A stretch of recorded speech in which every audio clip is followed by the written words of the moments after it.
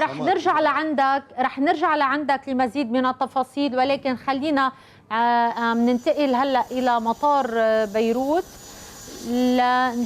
نشاهد في هذه الاثناء وصول الطائره الرئاسيه الفرنسيه التي تقل رئيس الجمهوريه الفرنسيه ايمانويل ماكرون الذي يزور لبنان اليوم، طبعا بعيد الحادث الكارثي الذي حصل. هي زيارة تضامن مع الدولة اللبنانية، مع الرؤساء، يعني مع الرئيس ميشيل عون، مع رئيس الحكومة، وأيضا مع الشعب اللبناني ومع لبنان بشكل عام. طبعا فرنسا بالنهاية دولة تعتبر نفسها معنية بشكل مباشر بشأن لبنان، دولة يطلق عليها اسم الأم الحنون، أو اللبنانيين بيعتبروها عمليا الأم الحنون. في هذه الأثناء المفروض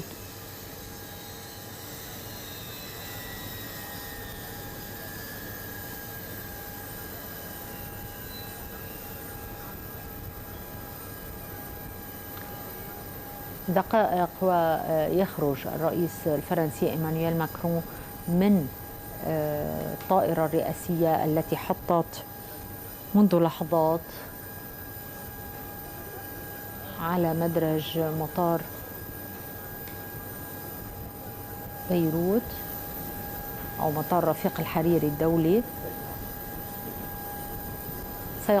سيكون فخامة الرئيس العماد ميشيل عون باستقباله طبعا على أرض المطار في صالون الشرف،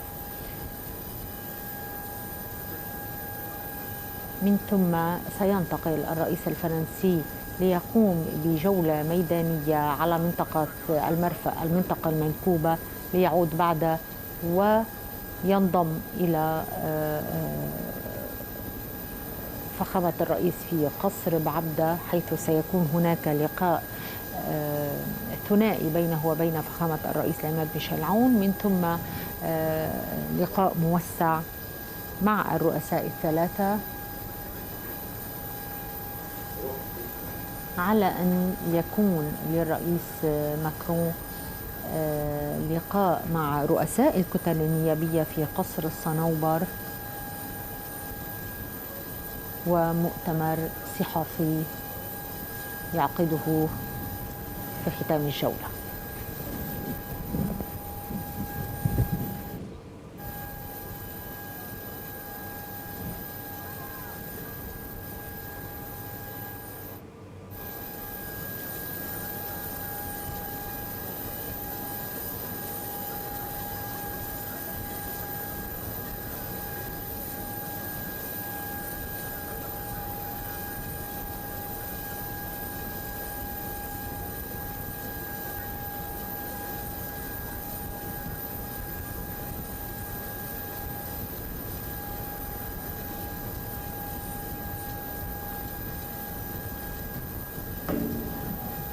إذن دقائق تفصلنا عن ترجل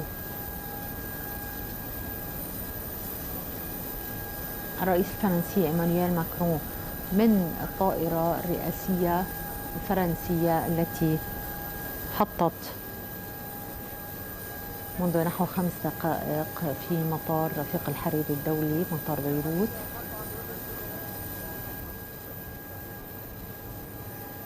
هذه الزيارة ربما يعول عليها لبنان كثيرا، إن كان من ناحية المساعدات طبعا لكي تتمكن الدولة من مواجهة هذه الكارثة التي حلت على البلاد، إضافة إلى الحث على بعض الإصلاحات المطلوبة. نعم، إذن الرئيس الفرنسي إيمانويل ماكرون على أرض مطار بيروت حيث في استقباله فخامة رئيس الجمهورية اللبنانية العماد ميشيل عون. طبعا بسبب الكورونا السلام يعني من بعيد،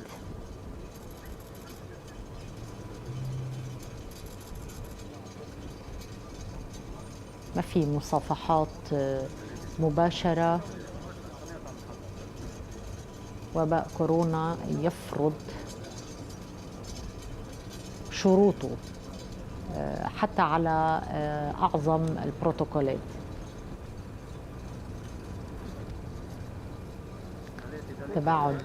التباعد مش كتير في تباعد جسدي يعني سوشيال ديستانس، بس كل الاحتياطات مأخوذة.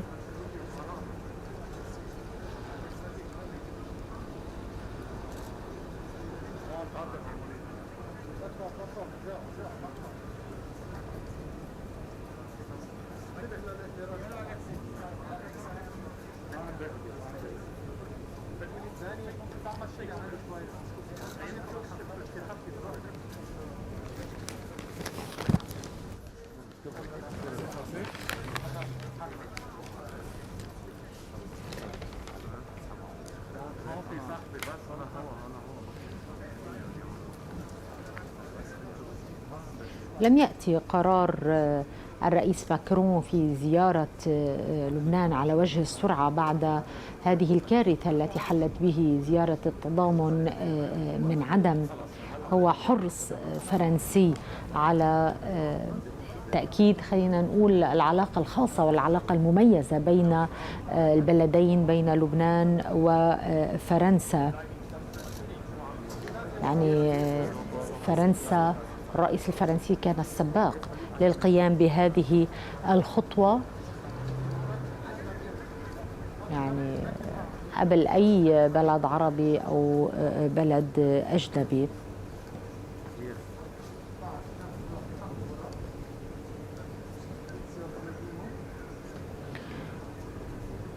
وهي خلينا نقول من الزيارات الاستثنائية، يعني زيارة غير محضر لها مسبقا، زيارة خلينا نقول سريعة، مبادرة سريعة.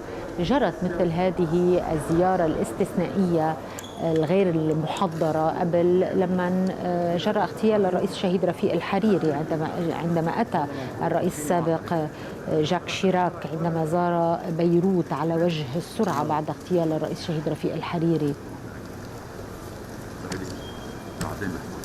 وهذا منه قرار عادي وله رمزيته، ويدل أكثر على مدى الارتباط بين البلدين، خلينا نقول،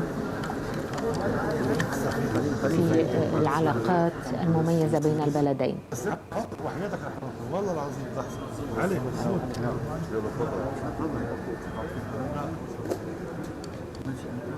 ماشي.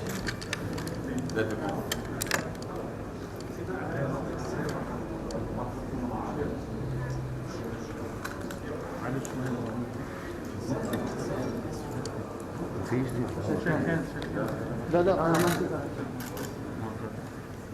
خدت فوتو. خلي فوتو البريس تبعه. حنشيل لحظه شو بدك؟ ماسكات. شيل الماسكات دقيقه يعني. خلي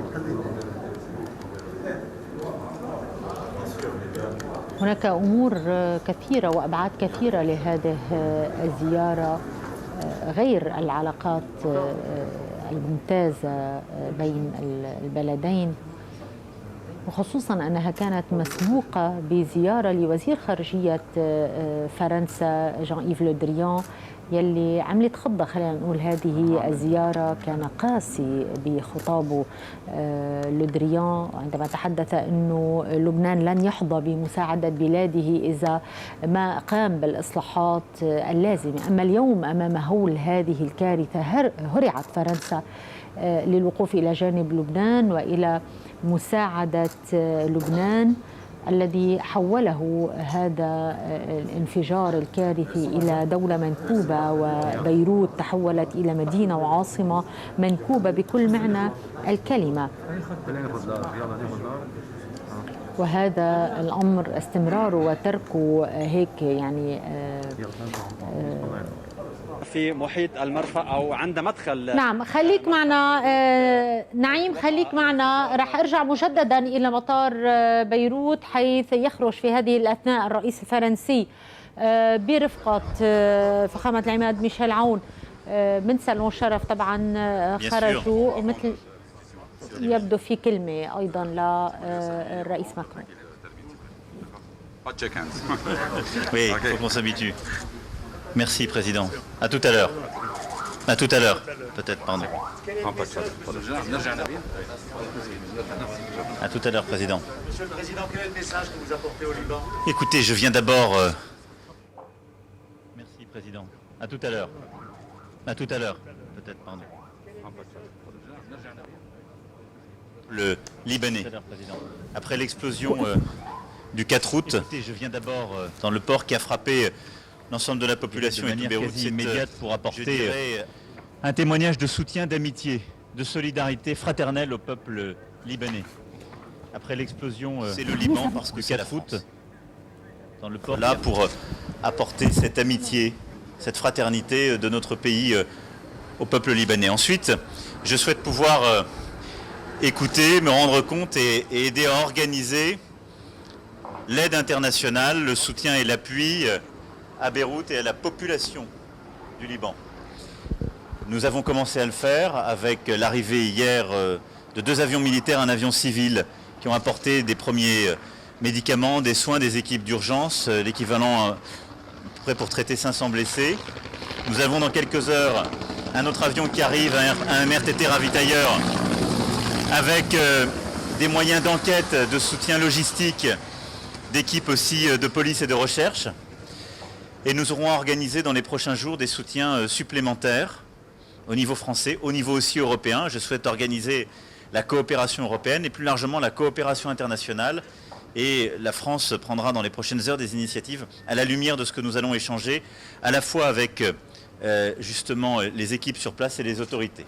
Et donc là, pendant les heures qui viennent, je vais me rendre sur le port, échanger avec les équipes de sauveteurs, échanger avec les ONG, toutes celles et ceux qui sont sur place et qui prennent en charge et ont pris en charge dans l'urgence. Ensuite, pour moi, la troisième chose, c'est de rencontrer l'ensemble des autorités politiques. Je verrai Abda, évidemment, je reverrai le président de la République, mais les 2 présidents et le Premier ministre. J'ai souhaité ensuite voir l'ensemble des forces politiques pour avoir un dialogue de vérité. Car au-delà de l'explosion, nous savons que la crise ici est grave. Elle implique une responsabilité historique des dirigeants en place. C'est une crise politique, morale, économique et financière, dont la première victime est le peuple libanais. Et elle impose des réactions extrêmement rapides. Et donc pour moi, cette visite est aussi l'occasion d'un dialogue de franchise, d'une exigence aussi à l'égard des forces politiques et des institutions libanaises. Et je pense qu'on ne peut pas faire l'économie aujourd'hui de ce dialogue de vérité. Et les heures qui viennent seront également importantes à mes yeux. Et enfin, j'ai souhaité aussi rencontrer la société civile, les écrivains, des intellectuels, des femmes et hommes d'entreprise, des journalistes, pour avoir une autre voix et un autre regard sur le Liban contemporain et sa crise, et pour pouvoir échanger aussi sur les solutions, leurs propositions et leur manière de voir les défis du moment. Est-ce que les réformes doivent s'engager au Liban? Écoutez, d'abord, aujourd'hui, la priorité, c'est l'aide, le soutien à la population, sans condition. Mais c'est l'exigence que la France porte depuis des mois, pour ne pas dire des années, en effet, de réformes indispensables dans certains secteurs, on le sait. L'énergie, les marchés publics, la lutte contre la corruption. Si ces réformes ne sont pas faites, le Liban continuera de s'enfoncer. C'est un autre dialogue que nous devons avoir et que je souhaite aussi mener aujourd'hui. Vous avez un mot, Monsieur le Président, pour les proches des victimes françaises? Bien sûr, je l'aurai tout à l'heure à la résidence des Pins lors de la conférence de presse. Nous avons déjà, nous le savons, plusieurs victimes, entre architectes français qui tressaient cette solidarité entre nos 2 pays, entre autres. D'autres disparus. Des familles françaises sont aujourd'hui endeuillées par cette explosion. Nous avons aussi de l'inquiétude, nous avons beaucoup de blessés. Le ministre des Affaires étrangères qui m'accompagne verra tout à l'heure les conseillers consulaires, là aussi dans ces premières heures. Je souhaite aussi que les équipes continuent de venir dans les prochains jours en soutien. Et donc je veux adresser le soutien de la nation tout entière à l'égard de nos ressortissants qui sont touchés, de leurs familles, pour ceux qui ont perdu un proche, pour ceux aussi qui ont des blessés. La France sera là pour leur apporter tout le soutien, l'aide nécessaire pour être à leur côté. Soutien physique, rapatriement, mais aussi soutien psychologique parce qu'il y a beaucoup de traumatisme dans cette période. L'aide ira aux institutions ou bien elle ira aux politiques? Nous allons organiser les choses pour que l'aide puisse aller sur le terrain. C'est pour ça que je verrai tout à l'heure les équipes de sauvetage, les ONG. Je souhaite qu'en lien avec les Nations Unies, nous puissions avoir une organisation de l'aide sur le terrain qui puisse toucher les Libanaises et les Libanais, la population. C'est cela dont nous avons besoin. Monsieur le Président, quand on nous dit que vous voulez poser les bases d'un contrat pour la restauration du Liban, qu'est-ce qu'on veut dire par ça? C'est quoi le contrat? Je l'expliquerai tout à l'heure. Je pense que la courtoisie veut que j'échange d'abord avec les autorités libanaises et les forces politiques. Je vous en rendrai compte et je répondrai sur ce sujet à toutes vos questions lors de la conférence de presse. Là, je vous donne le programme. Le plus important, c'est cette solidarité fraternelle à l'égard du peuple libanais. Quand vous êtes au Liban pour la première fois, Monsieur le Président, dans un Liban en désastre? Je ne suis pas pour la première fois, même si en tant que président, vous avez raison de dire que c'est une première visite dans l'urgence. Je le disais tout à l'heure, parce que c'est vous, parce que c'est nous. On sera là. Et on ne vous lâchera pas.